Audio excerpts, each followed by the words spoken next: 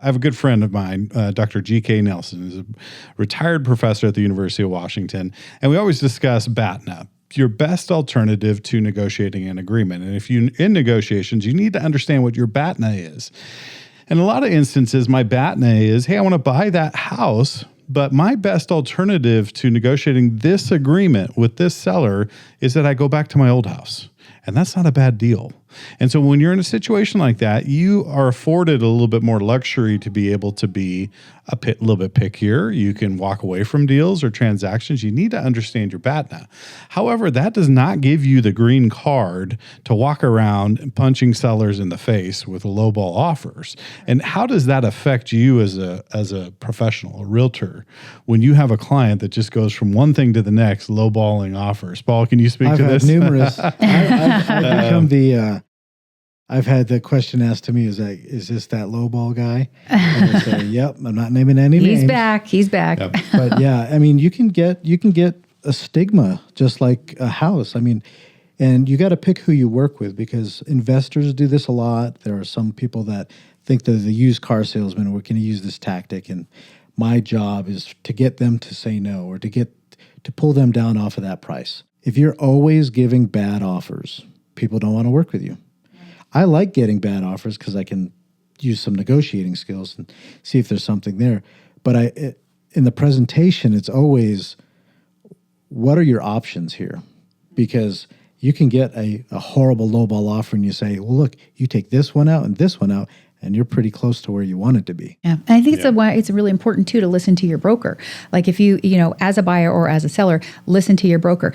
Typically, we have our thumb on the pulse. We know where the market's at, and it's easy for us to say, look, I know this is pretty low, but this is where my market analysis came in, and they're looking at the same stats that we looked at, that we talked about before. Yep. So, I know we've tried it here. We haven't gotten anything. We got an offer 2 months in, and it's exactly where I thought it was going to be. You can pass this up, but chances are this is just going to be the continuation. And now that seller has said, okay, great. I've tried it my way. I've seen it for myself. I understand this is the best I'm going to do, and I feel good now about what I'm doing. But it's the same with the buyer side. If your broker is telling you, look, I know there's 2 other offers, it's been on the market for 3 days, do you really want this property? And if they say it's everything that I've ever wanted, okay, then listen to your broker. We're going in strong. If they go, no, but I'd just like to see if they'd take it. Well, okay, then risk it, but listen to what those professionals have to say. Then you become that broker, though, that they're like, oh, here comes another offer from Shannon. Like, here we go. They do that anyway already. One of the things that I do with my sellers is I'll talk about the types of offers that'll come in.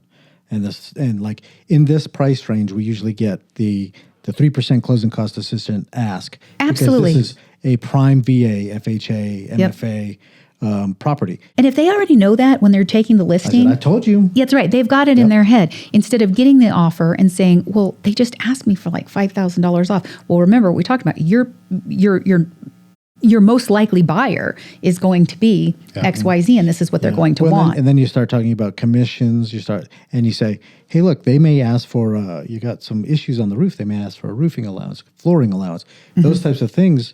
And if you've already said it out loud, then the offer doesn't look as bad. I go, I told you about this. So this is the type of offer we're going to be getting.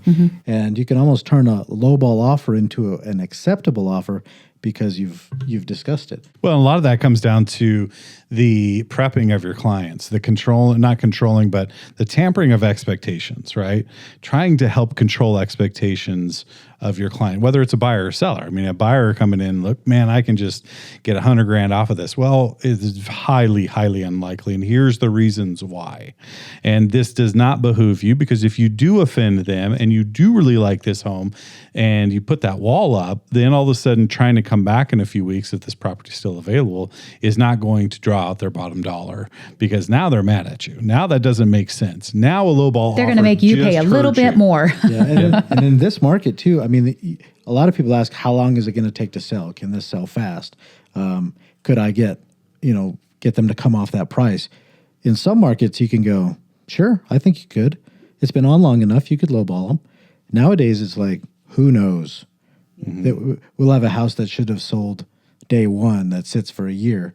Or we could have a house with no flooring, like I've sold before, that's get 2 cash offers in the first 3 hours. Right. You're like, it doesn't make any sense. And this market, it's even weirder. Yeah. You know, this is... We're in a strange place right now where 'cause we can't always give a definite how it's going to shake out.